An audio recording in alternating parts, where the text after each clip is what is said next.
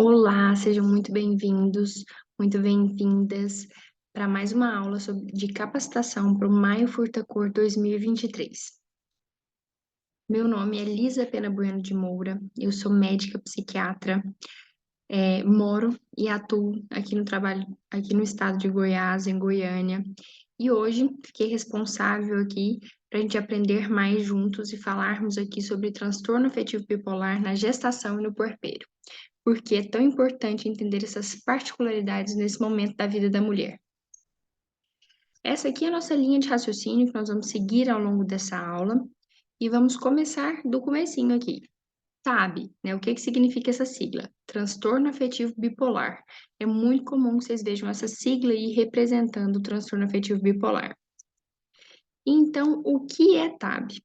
Muito importante que a gente comece entendendo que transtorno afetivo bipolar é um transtorno mental de origem neurobiológica.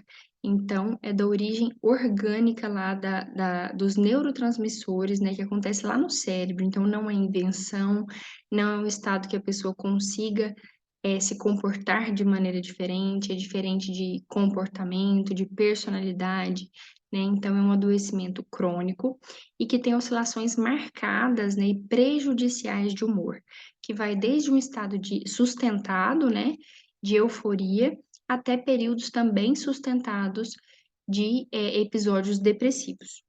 A gente tem estudos que falam sobre cerca de 4% da população mundial afetada quando a gente reúne os diversos tipos de transtorno afetivo bipolar.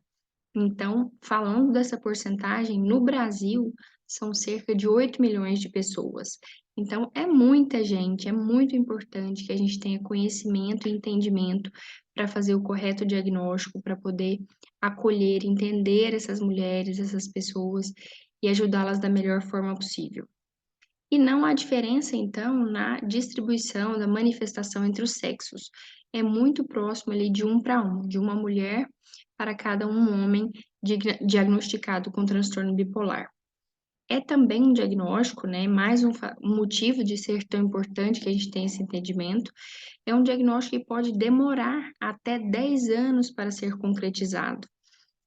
Muito porque o paciente geralmente busca ajuda nos momentos em que está deprimido e a gente não consegue ter a visão do todo, das outras fases de humor, das outras mudanças de humor que esse paciente vive no seu funcionamento, na sua curva de vida.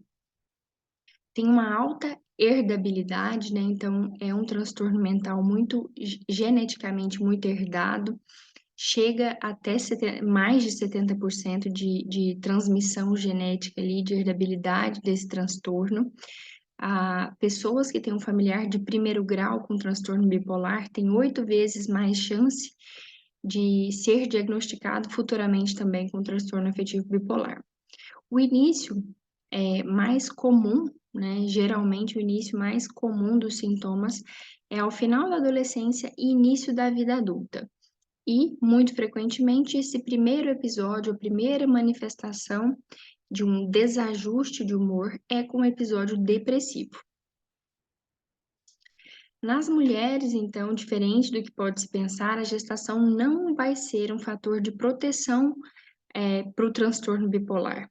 Pelo contrário, pode acentuar, né, favorecer a manifestação de um episódio de humor e que venha a fazermos o diagnóstico de transtorno afetivo bipolar nesse período de vida da mulher. E então o transtorno bipolar, ele não passa, né, ele não cessa com a gestação. Ele continua acontecendo ali. A chance de uma mulher grávida manifestar sintomas do transtorno afetivo bipolar é igual numa mulher não grávida com também transtorno afetivo bipolar. E as mulheres já diagnosticadas com transtorno bipolar, que descontinuam, interrompem o tratamento, estão expostas aí a um risco muito maior de ter uma recaída de sintomas de humor que estariam controlados com o tratamento. Com essa interrupção fica muito mais fácil de novos episódios acontecer. E é muito importante a gente lembrar que é fundamental essa paciente que já faz tratamento, que já está acompanhando, que tenha uma discussão sobre o planejamento familiar com o psiquiatra assistente. então que comunique se há o desejo de engravidar, quando ela pretende engravidar, para que esse tratamento seja adequado para isso. Tem medicações mais seguras, mais adequadas e que podem ser mantidas ao longo de toda a gestação e amamentação. E o médico, sabendo desse desejo da paciente, ele já vai fazer esse tratamento adequado para esse momento de vida da mulher. O transtorno afetivo bipolar também não é uma contraindicação à gestação, à lactação. É totalmente possível que essa mulher passe e viva uma gestação saudável, com qualidade de vida, e assim como a lactação também. E uma mulher com transtorno bipolar pode sim ter filhos sem transtorno bipolar. Não é regra de que todo filho de uma mulher bipolar será também bipolar.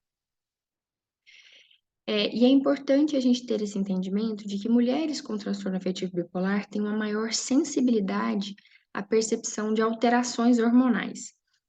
Isso então fica mais frequente, mais perceptível, né, ao longo da vida reprodutiva da mulher. Desde da primeira menstruação, da menarca, é mais comum que mulheres com transtorno bipolar tenham ali aquela TPM mais forte, aquele que a gente chama, né, em diagnóstico como transtorno disfórico pré-menstrual.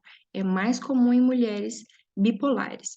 E na gestação, parto e puerpério, como a gente vai ter muitas alterações hormonais em todo esse ciclo gravídico puerperal, também favorece que ela tenha esses desajustes, essas oscilações de humor precipitados pelas alterações hormonais. É muito importante que a gente faça uma coleta de uma boa história com essa paciente, uma boa anamnese, que a gente possa contar também com os familiares somando informações e que a gente investigue os antecedentes psiquiátricos familiares. Como a gente viu que é um transtorno mental muito herdado, uma boa história pode nos ajudar a fazer esse diagnóstico de maneira mais precoce, mais cedo. E o que a gente vai ter de marcadores aí sugestivos para a gente identificar mais rápido que se trata de transtorno afetivo bipolar. Então, idade precoce de início, que a gente considera antes dos 25 anos de idade, estados depressivos curtos ao longo da vida, ou seja, aquele período depressivo que vem, incomoda e passa rápido, sem precisar usar medicação, sem uma intervenção de um tratamento, esse estado depressivo melhora. Tem uma marcada lentificação psicomotora, então esse paciente sente mais cansaço, uma sensação maior de peso, de lentificação. E contrapondo a isso, uma agitação interna, um estado de desconforto, de angústia muito marcado. Também é muito característico que hajam respostas anômalas ao antidepressivo. E o que é isso? Ou uma resposta muito rápida, muito positiva ao antidepressivo, antes do que a gente esperaria, o prazo comum de resposta, de ação da medicação. Esse paciente começa a melhorar muito antes, logo nos primeiros dias de uso da medicação, ainda na primeira semana. Ou o oposto, a ausência e a demora da resposta ao antidepressivo. A gente tem essa expectativa de melhora em um prazo e esse paciente não melhora. Também é mais comum que haja uma irritabilidade, um humor mais disfórico, um comportamento mais impulsivo dessa mulher. E no puerpério, que vai ser o período de maior vulnerabilidade, logo após o parto, após a saída da placenta, com a alteração hormonal que vai produzir no organismo dessa mulher, é o momento de maior vulnerabilidade, tanto para o desenvolvimento da depressão pós-parto unipolar, né? Em que os sintomas podem ali começar nos primeiros dias, nas primeiras semanas e até meses depois. E o maior risco de depressão pós-parto, a gente falando aqui de uma depressão, de um primeiro episódio ou de uma depressão unipolar, é a depressão gestacional, que começou, que aconteceu ali ainda na gestação e não foi vista. Às vezes a gente atribui aos sintomas fisiológicos da gestação, a gente não consegue fazer esse diagnóstico e culmina então com um episódio de depressão pós-parto no puerpério. Os sintomas característicos aqui da depressão pós-parto, desse momento de vida, seriam eles são significativos, ou seja, eles são importantes, vão trazer prejuízos para a vida e para o funcionamento dessa mulher, e eles são persistentes, não são passageiros, né? Eles vêm e permanecem ali incomodando, deixando desconfortável, com tristeza, uma baixa autoestima, sensação de insegurança, que vai ter dificuldade de cuidar do filho, às vezes não se sente capaz de ficar sozinha com o filho, com o bebê, de fazer todas as demandas, as necessidades que essa criança vem apresentar. É mais comum a insônia, mesmo nos períodos ali que tem o apoio, que tem a rede de apoio disposta a colaborar, a olhar essa criança para essa mulher descansar, ela não consegue dormir, ela fica muito alerta, muito preocupada e não tem uma boa qualidade de sono. Também é muito comum a perda do interesse, que a gente chama de anedonia, ou a indiferença com esse momento de vida, que se esperaria uma vivência emocional ali de intensa, de conexão, e acontece como indiferença.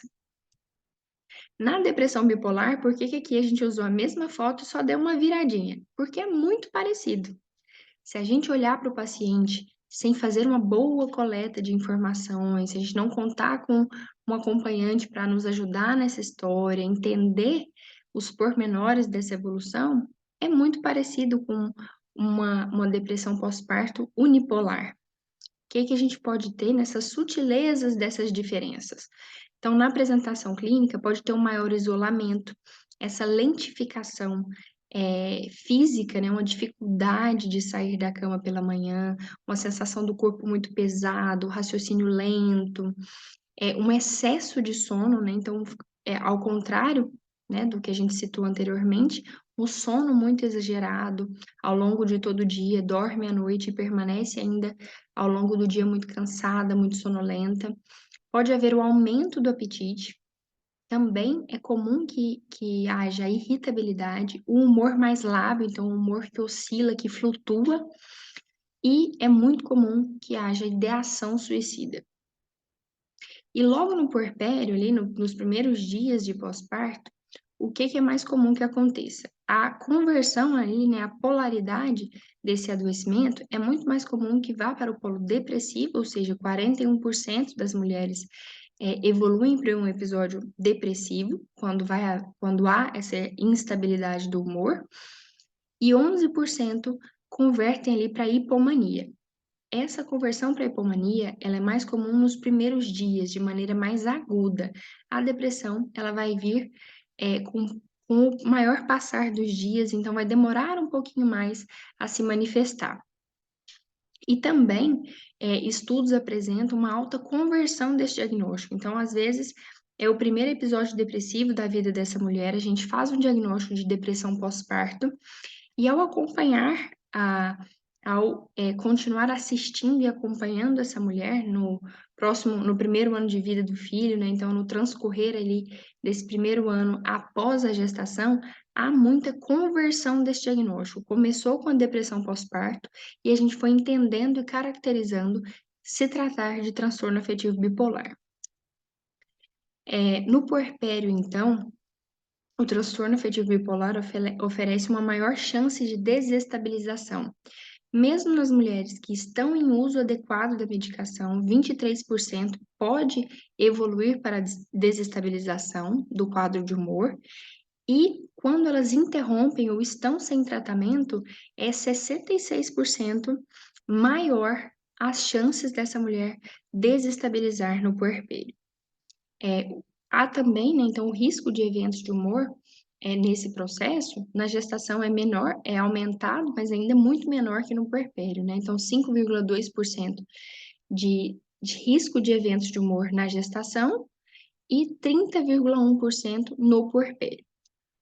Algo que a gente tem que se atentar e a importância da gente entender sobre o diagnóstico é que o uso incorreto ou indevido aí de antidepressivos numa paciente que, na verdade, né, tem transtorno bipolar, é porque a gente aumentaria o risco dessa paciente fazer uma virada maníaca, começar a sair ali induzida pelo antidepressivo de um estado depressivo e migrar para um estado, uma virada maníaca, né? Um estado de euforia, que vai também colocar essa mulher em risco e que não é um estado saudável do humor dessa mulher.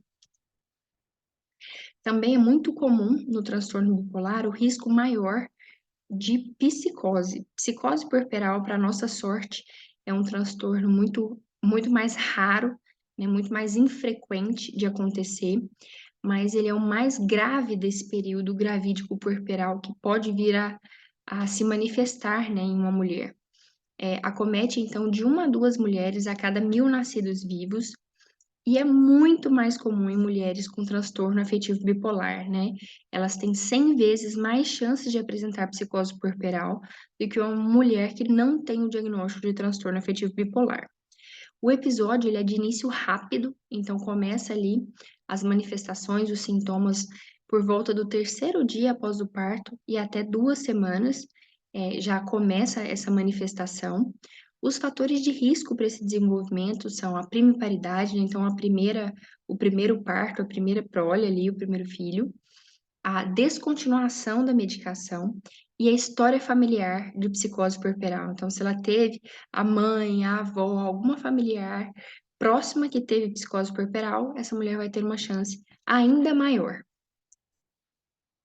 E os sintomas ali desse momento, dessa vivência, são delírios, alucinações, uma confusão. Então, há nessa gravidade, nessa apresentação, vai havendo progressivamente um descolamento com a realidade dessa paciente. Também é muito comum que ela se apresente de maneira perplexa, assustada, com oscilações bruscas de humor. Esse humor vai estar ainda mais instável, ainda mais lábil, flutuante. Essa mulher é frequente que ela esteja insone, né, com dificuldades para adormecer, vai ter uma agitação psicomotora, uma angústia, uma inquietude, e também pode até haver a catatonia, aquela mulher que fica sem expressão, a mímica facial ali estática, aquele humor plano, que não consegue interagir, não consegue responder às interações ali de diálogo, de discurso, que não vai comer, que vai ficar parada. Então, catatônica, de fato, também é uma apresentação que pode ter na psicose puerperal. Pode vir a ser necessário a internação psiquiátrica, porque há um risco aumentado de suicídio associado à psicose puerperal e também vai ser o maior fator de risco para infanticídio. Então, é muito importante a gente perceber e tratar da maneira correta, estar atento e agir a tempo. E também muito importante a gente conhecer aqui e entender os riscos e os benefícios do tratamento. E aqui a gente vai falar sobre medicação, né? Sobre estar em uso de medicação nessa fase da vida.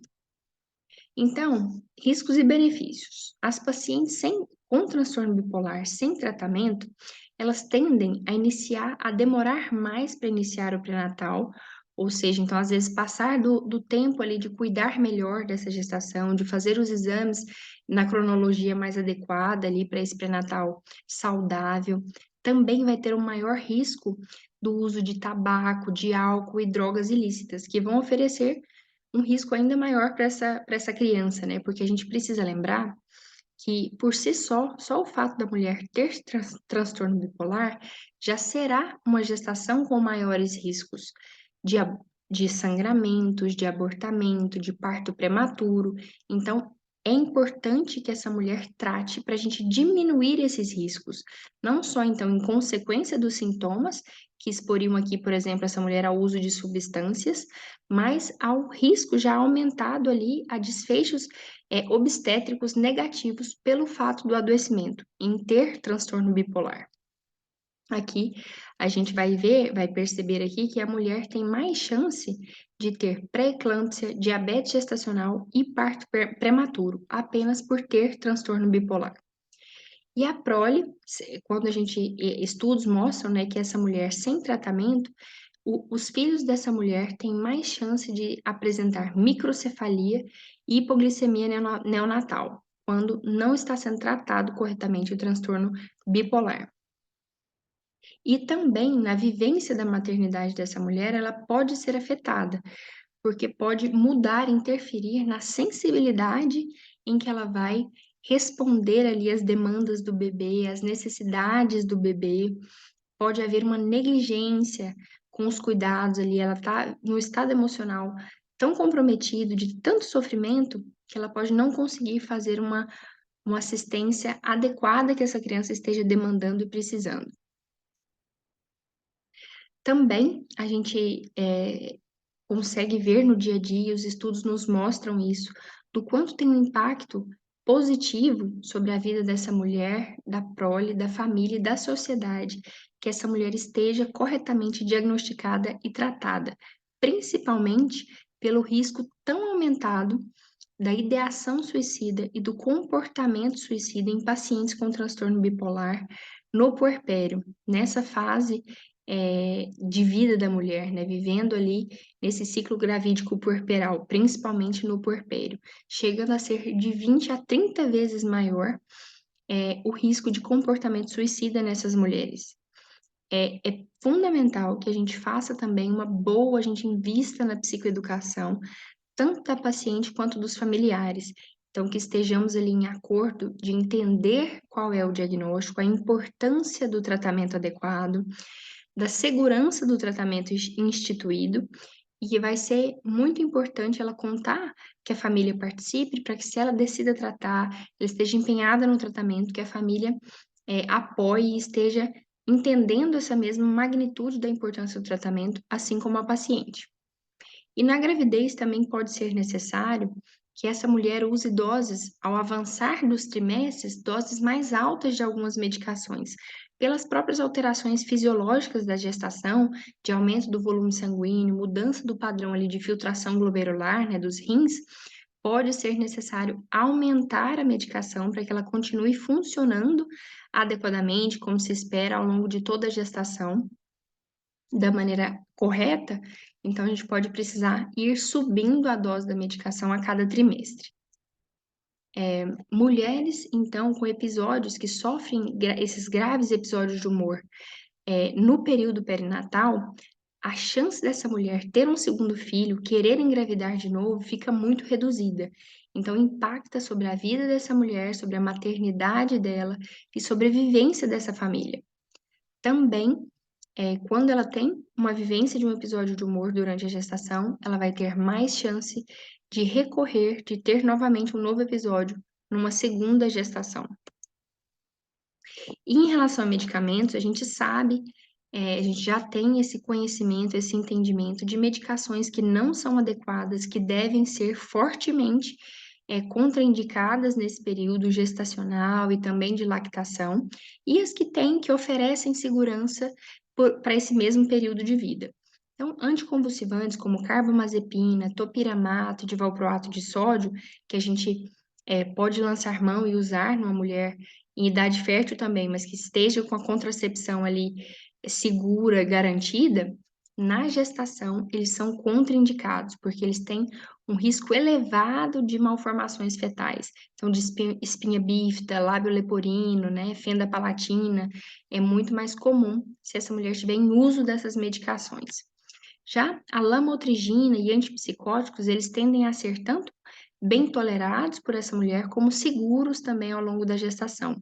A lamotrigina é um desses exemplos que, ao avançar da gestação, altera a sua depuração e precisa ser aumentadas as doses a cada trimestre, para manter ali a ação esperada dessa medicação. O carbonato de lítio, que é uma medicação de primeira linha muito usada no tratamento do transtorno afetivo bipolar, a gente tende a evitar no primeiro trimestre, porque há um aumento ali, os estudos comprovaram, né, um aumento relativo do risco de malformações cardíacas, mas o risco absoluto muito menor. Mas ainda, como há um aumento discreto, prefere-se evitar no primeiro trimestre e também na lactação, porque há a passagem para o leite materno, então a gente prefere evitar no primeiro trimestre, na lactação, mas ali no segundo e terceiro trimestre a gente pode lançar mão dessa medicação, pode usar com segurança. E também mulheres que respondem muito bem ao lítio e que têm graves episódios com a sua retirada, sugere-se que é benéfico, que faz sentido manter o uso da medicação, pois uma grave agudização de sintomas de humor nesse período seriam ainda mais deletérios que o baixo risco ali que o lítio pode aumentar em relação a malformações cardíacas. E antidepressivos, a gente precisa ter cautela, eles não são proibidos, eles podem ser usados no transtorno afetivo bipolar, porém com cautela, com entendimento, com estratégia ali de acompanhamento pelo psiquiatra assistente dessa mulher. E ele não pode estar sozinho, não pode ser em monoterapia, para a gente não correr o risco lá de induzir uma virada maníaca. Então, junto de um estabilizador de humor, a gente pode até em algum momento, em alguma situação, lançar mão do uso do antidepressivo, mas com muita cuidado ali e critério. E o tratamento, então, a gente entende que o tratamento para dar um ouro para essa mulher com transtorno bipolar, ao longo da gestação, de toda a gestação e do puerpério, é que ele esteja com a terapia medicamentosa adequada, mantendo ali ao longo de todos os trimestres, toda a evolução da gestação, e em acompanhamento psicoterápico, que vai auxiliar bastante no manejo dos sintomas e na melhora clínica dessa paciente, que ela se mantenha bem ao longo da gestação. Também é muito importante evitar a privação de sono dessa mulher, tanto ao longo da gestação quanto no puerpério. A gente precisa, é muito importante que a gente fortaleça a rede de apoio, explique sobre a necessidade, a importância do sono para essa mulher, para que ela evite uma reagudização pelo fato da privação de sono, né? Pode induzir e favorecer uma agudização do humor, mesmo com o tratamento medicamentoso. Essas foram as minhas referências. Espero aqui que nesses breves minutos eu tenha trazido esclarecimento, conhecimentos novos aí. E estamos à disposição. Vamos fazer um lindo maio furta-cor. Vamos juntos!